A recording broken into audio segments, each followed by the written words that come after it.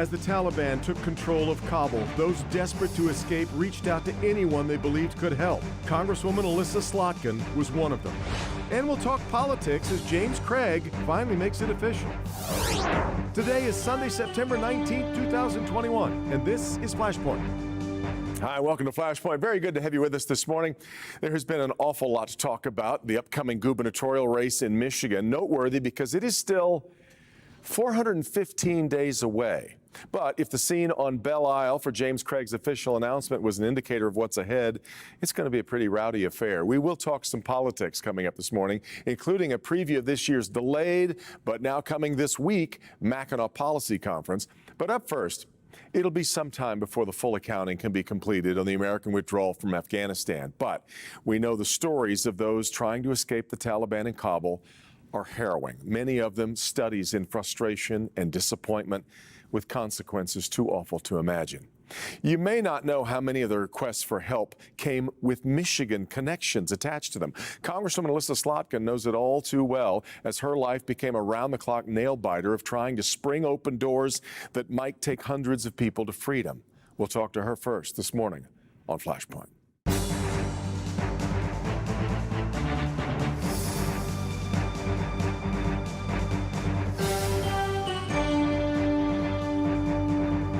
When the Taliban took over the Afghan capital, anyone who had helped or really even had any contact at all with the American forces was suddenly in very deep trouble and witnessed the scenes at the airport, desperate to get out of Kabul. Many had connections to Michigan, however loose or tenuous, and calls started pouring in to the Michigan delegation in Washington. And recently, the Washington Post compiled a riveting account of the last week of August for Congresswoman Alyssa Slotkin, and she's here with us to talk about it from Washington. Congresswoman, great to have you back on the program, but I want to start with, was there so much more outreach to Michigan? Was that unusual, or was what was going on in your office what was happening in every office at the Capitol? Yeah, I think every member of Congress that I know, Democrat and Republican, was getting just outreach from folks who are connected to their district, from folks who are connected to universities, and then just random Afghans who somehow got your phone number or your address and were reaching out kind of desperate. So it was pretty common for all of us. As someone who had worked as a CIA analyst in the field, you were maybe more familiar with the task ahead than others might have been, but you were also, I believe, much more dedicated to the idea that anyone who had helped the U.S. deserved our help now in getting out. Yeah, I mean, I think because I served, 3 times in Iraq and was close with a lot of Iraqi interpreters and folks who helped us and honestly meant the difference between life or death for many of us, I just felt very strongly that we have a moral obligation to help those who risk their lives to help us. And obviously the chaotic withdrawal did not make that easy, but it didn't obviate us from that responsibility. Tell me about the experience when the calls started pouring into you. Almost impossible to help everyone, right? Yeah, I mean, we just couldn't. It was painful, and everyone, we couldn't keep up with the number of people reaching out to us. We were given addresses from the State Department where we could submit names. They were swamped almost immediately. Phone numbers, were supposed to get people out.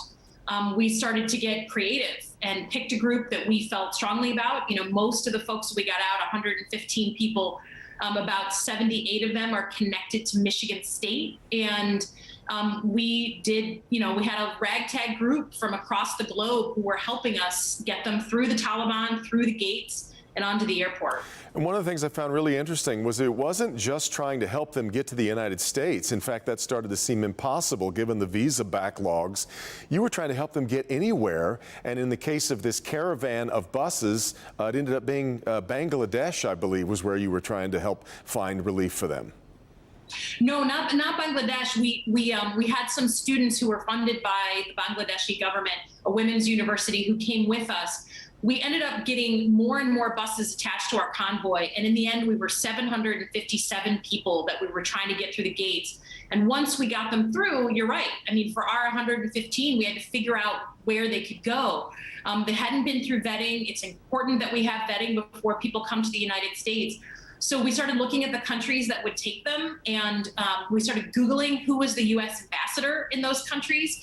We came upon Albania, and my friend, Yuri Kim, Ambassador Yuri Kim, she and I served together in Iraq, and so I called her and I said, you got to help me here. I've got Afghans and I've got a plane, and the Albanian government has been incredibly generous to take them in. Yeah, I apologize. I got that twisted. There was a group with a Bangladeshi university, but you helped get people to Albania. But how much I believe that you couldn't get everyone out that you were trying, but as these convoys were circling the airport, begging you for help that you really couldn't give them because there was no way for you to control the way that these Taliban checkpoints were being manned. But I believe that in the end, when this group did get out, try to put into words how much this meant to you and what this felt like in your ability to help as a representative of not only Michigan but Congress in the United States. Yeah, well, I've worked in war zones for many years of my life. I've worked on war zones for many more years than that. So sometimes you get a pretty thick skin and you get used to working in dangerous situations and on heart-wrenching situations. And I just don't think that there's many things that I'm more proud of than getting out these individuals. And I got to have a Zoom call with them last week in Albania. And I'm, sitting there talking to them. They've got their kids on their lap. A lot of them are scientists and educated people who, educated women who would never have had the opportunity otherwise. And I got to tell them that, look, my great-grandparents left their countries looking for better opportunities, and now their grandchild is a congresswoman. So there's no telling what they can do with this shot that they were hopefully given. You're also, though, faced with the reality that you couldn't help everyone, and for some who were left behind, it's sad to say, but it amounts to a death sentence, because we know that the Taliban they're somehow very well organized in figuring out who helped the United States, who helped our allies, and they are looking for them right now. Yeah, and honestly, a lot of people are in hiding. We're still working on hundreds of Afghans who left Kabul, who are basically using their life savings to hide out and still hoping to get out through the country and to the country that they worked for. So I've been imploring the State Department, the White House, you have to keep a channel open to get these folks out. The Americans have to come first, but after they've all come out, we need a safe passage for these people who are still fearing for their lives and in hiding. The politics of this, I think, and fear are unavoidable. There are the president and his supporters who believe that this was going to be ugly by definition, no matter how we ended up leaving Afghanistan. Others believe that the way that this occurred, those last 2 weeks, was a disastrous decision that wasn't carried out with enough forethought and with enough planning. Where do you come down on this? I mean, look, I don't know anyone who feels good about how we finished our time in Afghanistan. And frankly, some of the most wrenching conversations I've had to have been with veterans. A real deeply problematic exit from a country that we've devoted a lot of blood and treasure to. And I support a commission that looks at the totality of those 20 years and what we spent in blood and treasure, and was it worth it? And how do we make sure we don't get into these long wars again? So I don't think we should politicize it. I think we should be honest with ourselves that we were there for 20 years and the place collapsed while we were still getting out. That is not good. And we shouldn't try to hide that.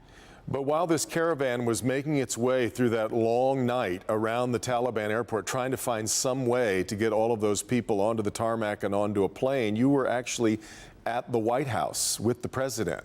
That had to be a rather discomforting moment, wasn't it? Yeah, I mean, look, I was basically keeping track of this operation from my cell phone and getting updates from people who have been in the buses for 22 hours. I mean, with not much food and water. They're with their kids. Can you imagine? Bullets are coming through the windows. And when you go into the Oval Office, I was there just to sign a veterans bill, and it was coincidence. And I walk in, I had to give away my cell phone, and I knew I had to talk about Afghanistan. And I ended up spending 35, 40 minutes with the president, and we had a frank conversation about it. And I wanted him to know that I literally had people desperate and waiting right outside the gates, and that this wasn't, a simple thing to just get people out. and that I needed his help in making sure there was a more orderly process so that we could move the people onto the airport and out of that country. People like you and others who supported Joe Biden for president believe that we were electing a man who knew more about foreign policy than almost anybody we could find on the American political spectrum, and that we would have, I think the way it was put often, was a grown-up in charge. Did President Biden let you down in the way that this all carried out? Well, look, no one intended this to happen. I don't believe in malicious intent, but I also believe in being honest. One of the hallmarks of being, an American is that hopefully when we do our jobs, we're reflecting on what we did right and what we did wrong. Yeah. And I hope that the president sees it that way. And I would have wanted it a different way, but we've got to deal with reality now and make sure we can keep ourselves safe, that Al-Qaeda doesn't take over again and ISIS doesn't take over again. I mean, we have real work to do. We can't just leave Afghanistan alone because we are now gone. We have further responsibilities, and the president has obligations to the homeland in that location. Well, your experience with those hopeful refugees was an extraordinary one. I know it was played out for a number of other members of Congress as well, but I'm so glad we got to hear yours. It was, again, a riveting account. Thank you so much, Congresswoman. We'll see you again on a future program, I hope soon. Thanks for having me. You bet. Congresswoman Alyssa Slotkin, when we come back, we'll talk a little politics. This is Flashpoint on Local 4.